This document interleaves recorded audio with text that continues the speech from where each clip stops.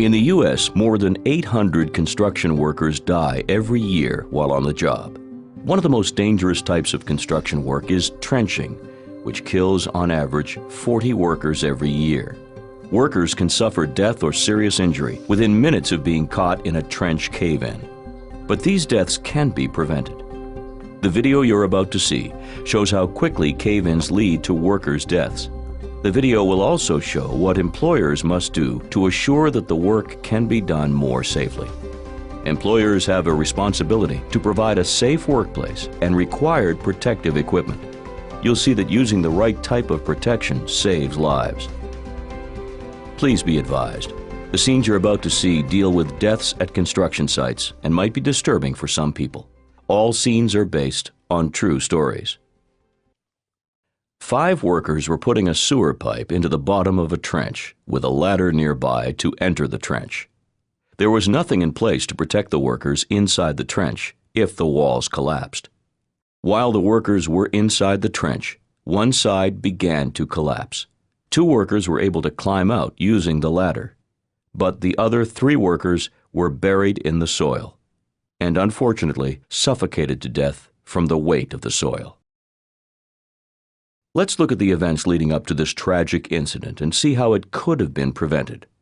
Employers must follow OSHA rules to protect workers in trenches. However, here, the employer did not follow OSHA's rules, which led to these workers losing their lives. Let's go over the main points of OSHA's rules for trenches to see how to keep workers safe. All trenches must follow OSHA's rules. 1 cubic yard of soil can weigh as much as a car, nearly 3,000 pounds. So unless the trench is cut entirely into stable rock, protection against cave-ins must be used for all trenches more than 5 feet deep, or for any trench that shows signs of cave-in. Before workers can do any work in a trench, a competent person must conduct an inspection to identify and remove any potential hazards. A competent person is someone who can recognize hazards in the area and who has authority to take quick actions to eliminate the hazard, which may include temporarily stopping the work. Inspections must be performed at the start of every shift, after a rainstorm, or whenever conditions change. The competent person must also test the soil in a trench. OSHA requires at least 1 test by looking at the soil and at least 1 test by hand. If a person knows the soil types, they can pick the right protective system to keep workers safe when they're in trenches. OSHA classifies soil in a trench as stable rock, Type A, Type B, or Type C soil. Stable rock is the safest soil for a trench. Type A is the next most stable, and then Type B. And finally, Type C soil is the least stable. It's important to remember that trenches can have different types of soil based on depth and climate conditions. The competent person can choose from different protective systems for a trench based on the types of soil found. For all trenches deeper than 5 feet deep, or for any trench that shows signs of cave-in, OSHA requires sloping, benching, shoring, or shielding to protect workers from cave-ins. Let's review each of these systems and then see how each one could be applied to the cave-in incident shown earlier. We'll look at sloping first. Sloping protects workers by cutting back the sides of the trench so the sides slant away from the trench. OSHA's rules identify the degree of slope allowed for each of the different soil types. When trenches are less than 20 feet deep, these are the basic maximum allowable slopes for each soil type. Stable rock can be vertical walls, but cannot be undercut. For Type A soil, OSHA requires that the walls be sloped 9 inches out for every 1 foot of trench depth. For Type B soil, OSHA requires that the walls be sloped 1 foot out for every 1 foot of trench depth. For Type C soil, OSHA requires that the walls be sloped 18 inches out for every 1 foot of trench depth. It's important to note that this kind of sloping can only be used for trenches less than 20 feet deep. Any deeper, and the protection must be designed by a registered professional engineer. So now, let's look at the workers in the original scene who were stuck in the trench as it started to cave in. But this time, the soil has been classified as Type B. The trench has been properly sloped, and the spoil pile is moved away from the edges of the trench. The trench walls are not caving in, and the workers are safe while they work. Now let's review the shoring type of protective system for trench workers.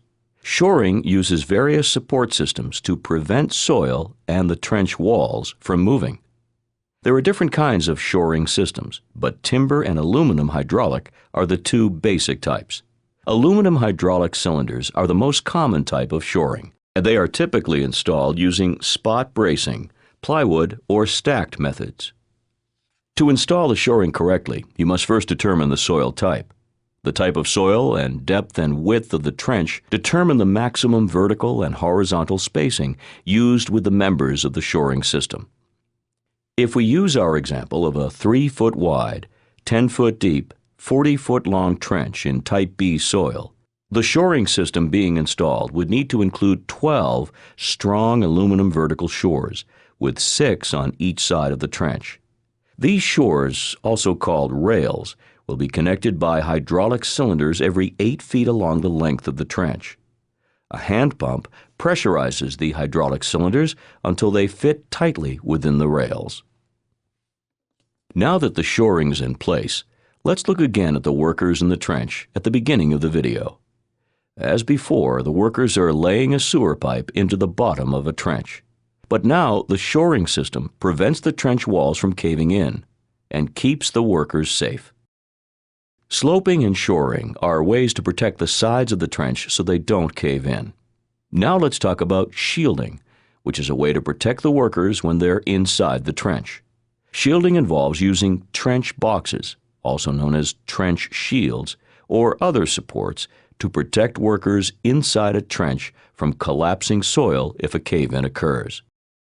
The competent person should pick a trench box that is right for the soil type and all other site conditions. A trench box has 2 large plates, which are held apart by 4 horizontal cross members. These plates, or shields, must be between the sides of the trench and the work area. The shields are strong enough to protect workers inside from a soil collapse. The shields can be 2 feet above the bottom of the trench as long as they can support the entire depth of the trench and there's no caving under or behind the shield. The top of the shield should extend at least 18 inches above the level of any materials that could cave into the trench. Trench boxes are typically used in open areas, but they can also be used with the sloping methods discussed earlier. So let's see how a trench box could have saved the workers that we saw at the beginning of the video. For our example, we'll assume that the workers are in a trench with Type C soil and no sloping, but working inside a trench box. This time, as the workers lay the sewer pipe into the bottom of the trench, they are protected from any possible cave-ins. This example shows the importance of employers following OSHA's excavation standards to ensure that workers are provided with a safe workplace. These types of construction deaths are preventable. The trench cave-in prevention measures shown here save workers' lives. Use these protections on the job. It could be the difference between life and death. If you would like more information, contact OSHA at www.osha.gov or 1-800-321-OSHA. That's 1-800-321-6742.